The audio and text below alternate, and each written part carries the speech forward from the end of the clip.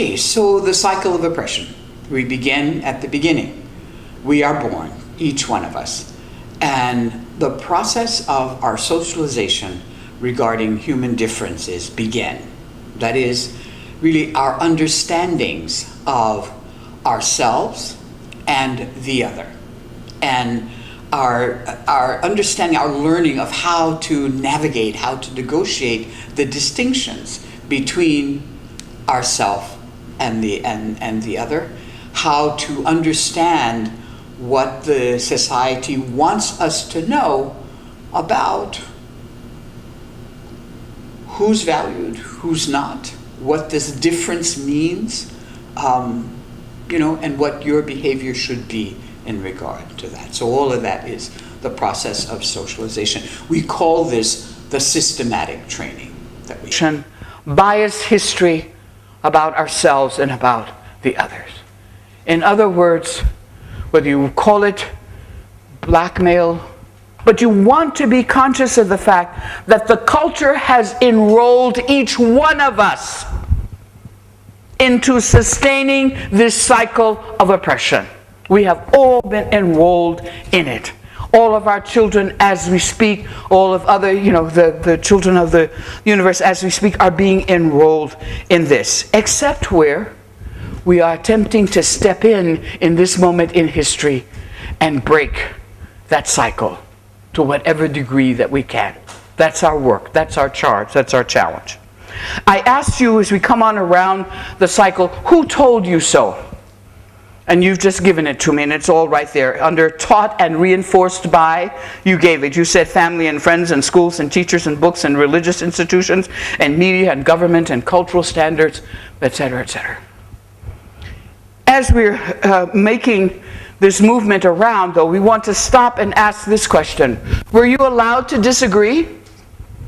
Not necessarily. Not necessarily. Based on the circumstances. Say? Based on the circumstances. Based on the circumstances.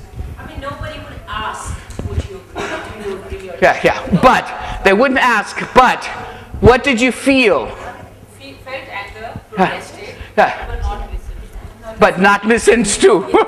Because even though, can you understand? It's okay? And I don't mind you talking. I want you to help each other, etc. But please let us know if you need.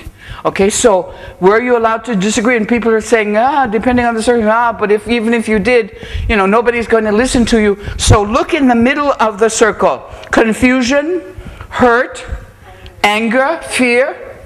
Many of us stood in those circles in times, you're 6, you're 12, but, you want to say, but grandma, but a teacher, to the book, I have a different experience, or I'm thinking something different.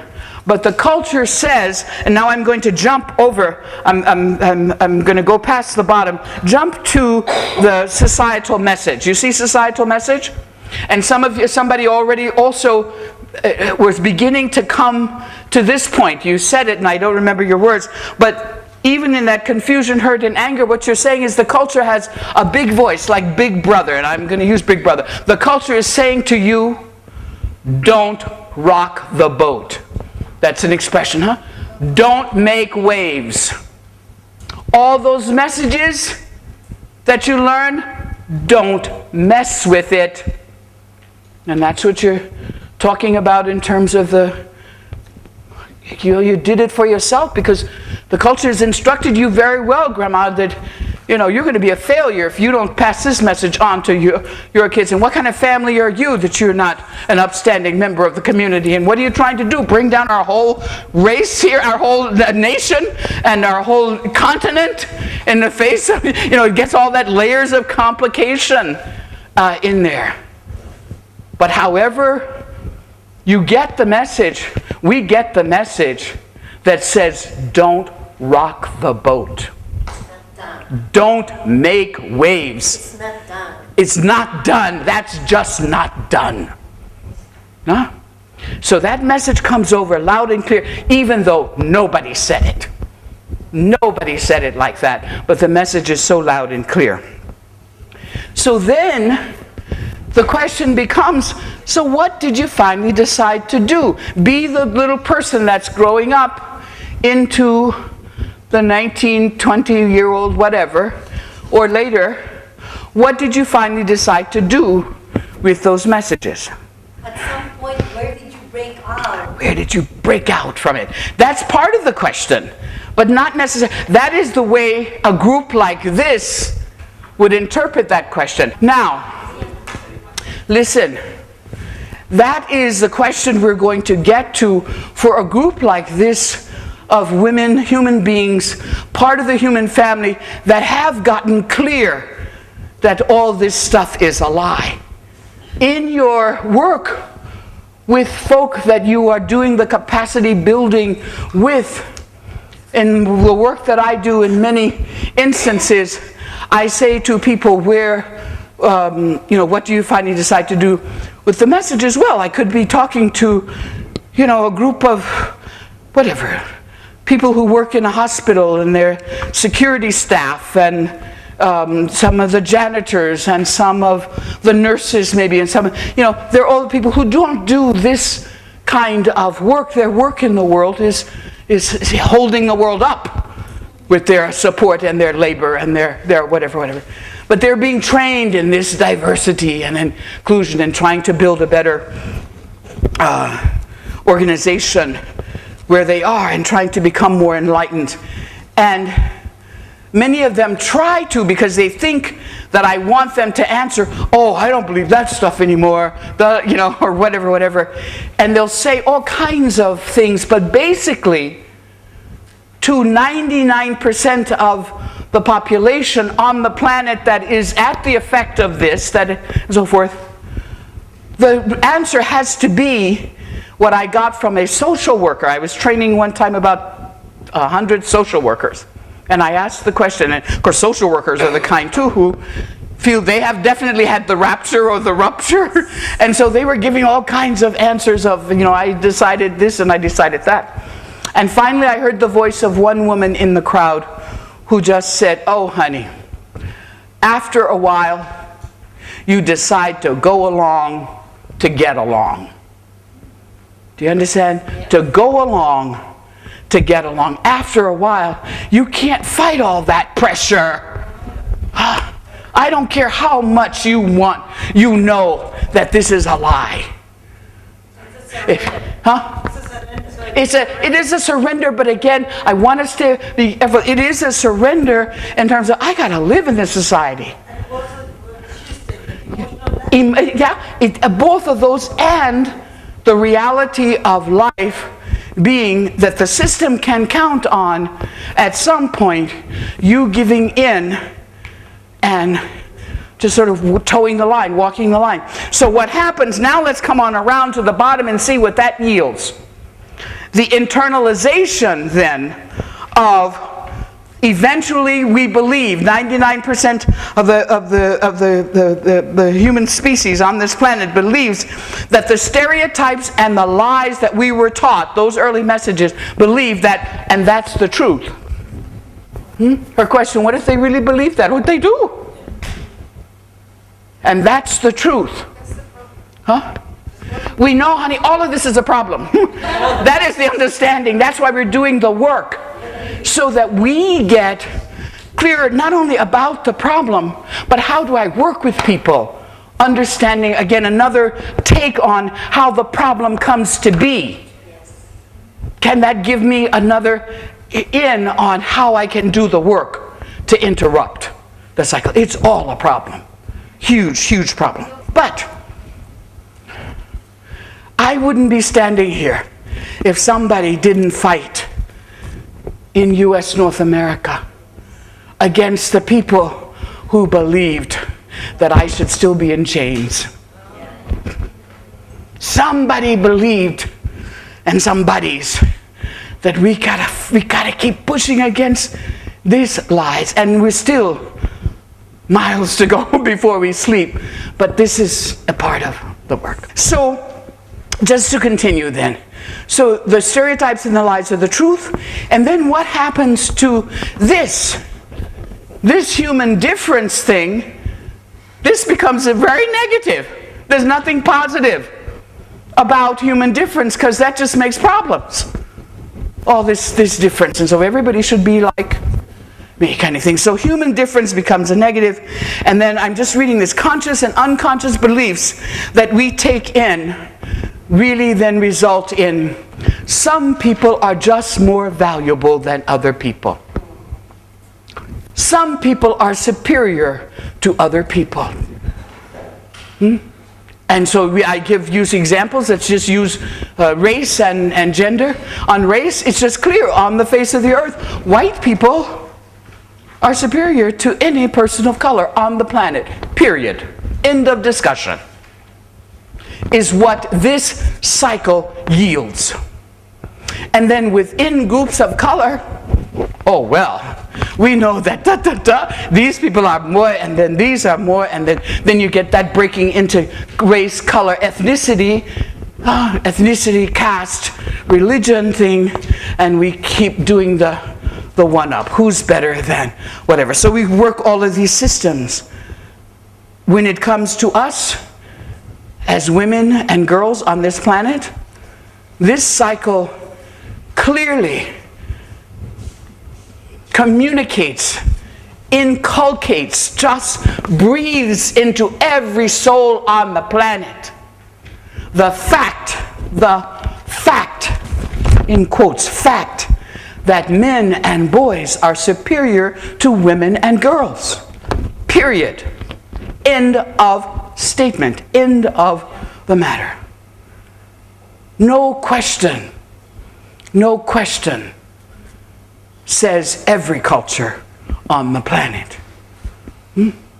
And so a result of that, of course, it results in all the behaviors and the policies and so forth that are just infused with stereotypes and prejudices, and then gives permission for discrimination and oppression and abuse and violence. Permission is given. Permission is given for all of that. Now, this is usually where I really want to walk out of the room, because the system is so pernicious. Remember, you were able to come up with all of those things. That it also, wherever there is a human identity that is negated by the culture, there is a process by which, and again, no surprise, no new information here, a process by which the persons who are targeted for that particular stereotype, oppression, and so forth, at some level, believes it. And so we have internalized racism, internalized sexism, internalized homophobia, internalized classism, internalized ableism, internalized casteism. And we're going to talk more about that as we go along. But both of those things then are operating in the system. And we come on around, as I had already jumped to the societal message, and again I repeat the societal message, and it's saying to the people who are supposedly superior and the people who are supposedly devalued and inferior, all of you all, it says everybody, nobody mess with the messages. The internalized stuff, you keep that. Keep that right where it is. That's working for the system. And the whole dominant character of expressing and giving, again, operationalizing the superior factor in government and textbooks and whatever. Keep that. Keep all of that, the culture says. That's a societal message. But now, here's the good news if you want to take it as good news. Well, you do want to take it as good news because that's what you do. You're practicing the good news. The good news is we do have will. And where we have knowledge and information, we have the will to change that which is. So in the cycle, we have the capacity to interrupt the cycle of prejudice and oppression. And nobody can ever tell us that that's easy. It is not easy. Sometimes it's the hardest. It's sometimes easier to organize a protest and a demonstration and a whatever than it is to interrupt that right at our dinner table. To interrupt internalized racist jokes at my dinner table with my Uncle George.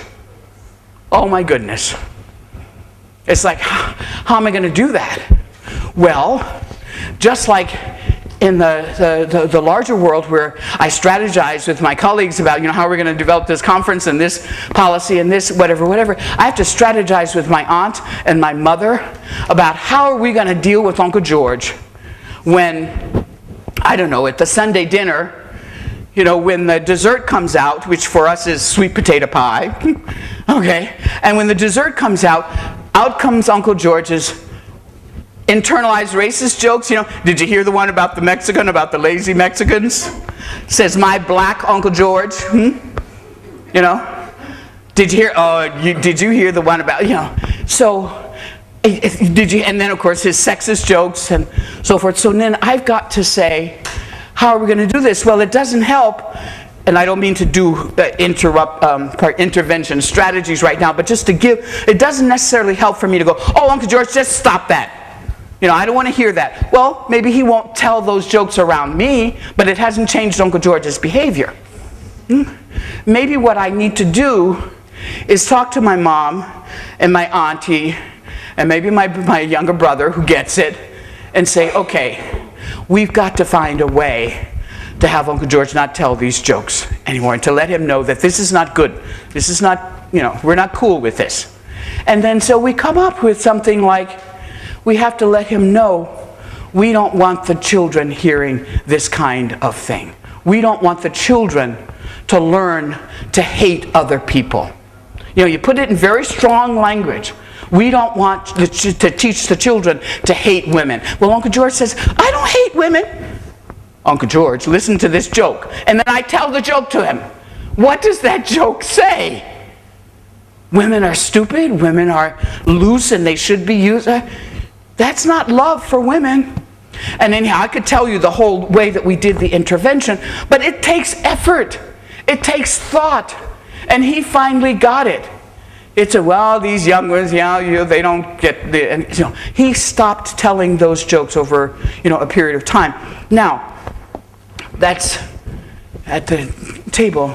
You guys are dealing at the table of the government and the media and the whatever. We are out there in the world trying, by virtue of our work, weld. This whole project is about interrupting the cycle of prejudice, oppression of women and girls in particular, and then even working with boys. So that there are all kinds of ways that we can work to do this, from the most individual to the most political and strategic and so forth. And we do it, and I don't know who said it, but remember I said you were already there. We do it, if you again look in the packet. We must unlearn the untruths. That's again, the 11-year-old said it. My life is a lie. Somebody helped her to unlearn that. That's a huge process again, and that's what part of our work is about. We replace it with some new attitudes and knowledge, develop skills, and take action. Again, that's what you are already doing, but part of your capacity building is helping other people to be able to do that. To give them some capacity, some tools and some ideas to unlearn the untruths. This is what we're doing here right now, is saying, here's another way of trying to get at the work that you do, the capacity to get at the unlearning of untruths and the new attitudes, etc. Is some aspect of some training and whatever that gets blended in with all of the other ways in which you do your capacity building. So whatever way, you could take the cycle and do a whole other, something very different than what we did with it here, but the notion of engaging people actively from their own life experience to understand the political impact, the social impact, the cultural impact of the information that they have, and then translate it into, yes, that's a stereotype, that's a prejudice, and this sustains the whole system of oppression of women and girls and whatever. So, okay.